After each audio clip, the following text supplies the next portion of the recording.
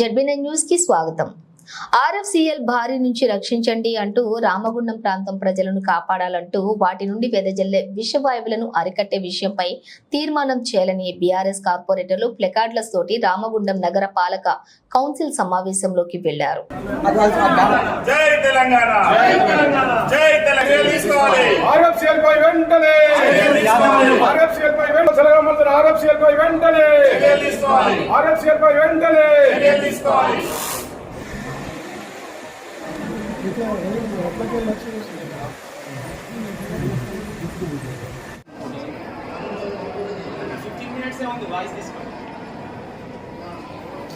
కొంచెం కనబడేది రెండు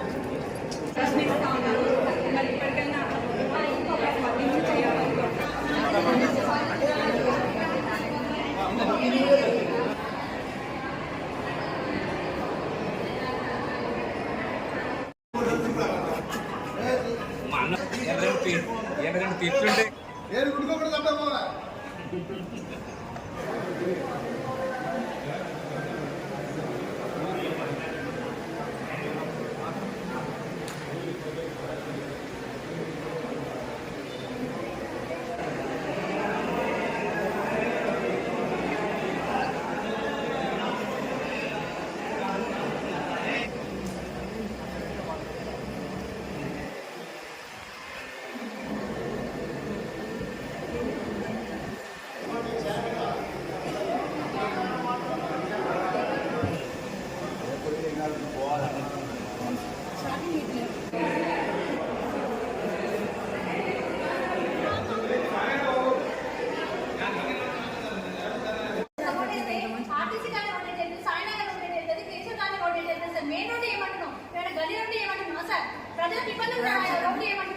ఆర్ఎఫ్సిఎల్ వార్డు 35, 13, 12 గుండా వెళ్ళే ప్రధాన నాలాలో అమ్మోనియా రిలీజ్ చేయడం జరిగింది। దానితోటి వాడలల్లో విపరీతమైన స్మెల్ వచ్చింది। కనీసం అక్కడ ఎవరు కూడా తట్టుకోలేకపోయినాం।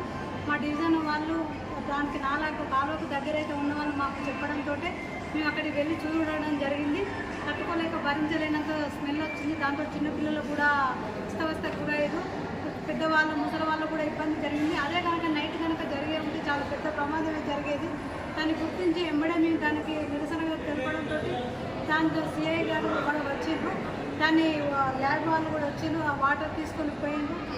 ఆర్ఎఫ్సిఎల్ కర్మాగారం నుండి వాళ్ళు ప్రజల ప్రాణాలతోటి చిలగాటం ఆడుతున్నారు। వాళ్ళ ఉత్పాదనే ధ్యేయంగా పెట్టుకొని వాళ్ళ ప్రజల ప్రాణాలను సైతం లెక్క చేయకుండా ఆ ఫ్యాక్టరీ నుండి ఏదైతే అమోనియం వ్యర్థాలు వస్తున్నాయో వాటిని మాకు 12, 13, 35 డివిజన్ ప్రభావిత డివిజన్ కాబట్టి మేము డ్రైనేజ్లో వ్యర్థాలు కలవడం వల్ల ప్రజలు అనారోగ్యాలకు గురవుతున్నారు। శ్వాసకోశ సంబంధిత వ్యాధులు వస్తున్నాయి। కాబట్టి వెంటనే తగిన చర్యలు తీసుకోవాలని ఆర్ఎఫ్సిఎల్ యాజమాన్యాన్ని కోరుతున్నాం।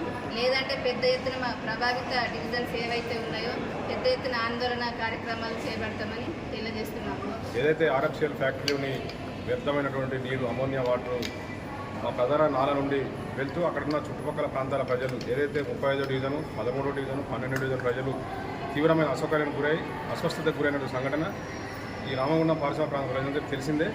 ఆ రోజు మేమందరం కూడా కార్పొరేటర్లుగా స్పందించి జిల్లా కలెక్టర్ గారికి మరియు కమిషనర్ గారికి పోలీసు ఉన్నతాధికారులకు సమాచారం చేయాల్సిన వెంటనే వారు వచ్చి పరిశీలించడం జరిగింది। అట్లాగే పొల్యూషన్ కంట్రోల్ బోర్డు ఏదైతే ఉందో దాని మీద నిర్లక్ష్యం చేస్తూ ఆర్ఎఫ్సిఎల్ యాజమాన్యానికి వత్తాసు పలకడం జరుగుతున్నది। వాళ్ళు 0 లెవెల్ లిక్విడ్ ఏదైతే లోపల ఫిల్టర్ చేసి బయటికి పంపాల్సిన అవసరం ఉండే అది గతంలో మా మాజీ ఎమ్మెల్యే గారు కోరకండి చంద్ర గారి నాయకత్వంలో అప్పుడు పొల్యూషన్ కంట్రోల్ బోర్డుకి కంప్లైంట్ చేస్తే ఆ ఫ్యాక్టరీ మూసేస్తామని చెప్పి వాళ్ళు చెప్పడంతో ఫ్యాక్టరీ యాజమాన్యం దిగివచ్చి అప్పుడు హామీ ఇవ్వడం జరిగింది। ఏదైతే పొల్యూషన్ ఉన్నటువంటి వాటర్ను మేము డైరెక్ట్ గోదావరిలో కలవకుండా నాలాగుండా వెళ్లకుండా చూస్తామని చెప్పి వాళ్ళు మాట ఇవ్వడం జరిగింది। ఆ మాట ఇప్పుడు నీటి మూటలుగా మారిపోయిందని ఇప్పుడున్న గౌరవ ఎమ్మెల్యే గారు కూడా దాన్ని స్పందించి వాళ్ళ మీద క్రిమినల్ కేసులు పెడదామని చెప్పి చెప్పడం జరిగింది। చాలా సంతోషం, స్పందించినందుకు ఎమ్మెల్యే గారు కూడా ధన్యవాదాలు। అట్లాగే ఆర్ఎఫ్సిఎల్ యాజమాన్యం ఏదైతే ఒండి వైఖరితో అవలంబిస్తుందో అట్లా ఇక ముందు జరిగితే కూడా మేము తప్పకుండా ఫ్యాక్టరీ ఎదుట పోయి ధర్నా చేసి ఆందోళన చేస్తామని చెప్పి హెచ్చరిస్తా ఉన్నాం।